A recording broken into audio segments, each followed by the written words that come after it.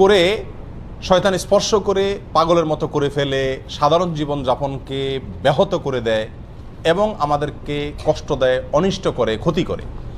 জিনের ক্ষতি, অনিষ্ট, দুষ্ট জিনের আক্রমণ থেকে বাঁচার জন্য কোরআন এবং সুন্নাহ অনুযায়ী বেশ কিছু আমল আছে।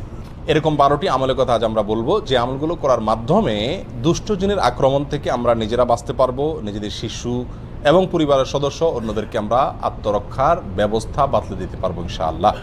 নাম্বার 1, 5 ওয়াক্ত সালাত সময় মতো সঠিকভাবে আদায় করতে হবে।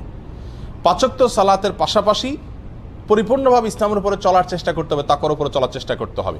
তাহলে আল্লাহ তাআলা শয়তান থেকে আপনাকে বাঁচাবেন, রক্ষা করবেন। দলিল হলো কোরআনে কারীমের সূরা যুখরুফের আয়াত নম্বর 36। আল্লাহ সুবহানাহু ওয়া তাআলা বলেছেন, ওমাইয়াশু আন যিকরির রহমান নুকাইয়িদ লাহু শাইতানান ফাহুয়া লাহু কারিন।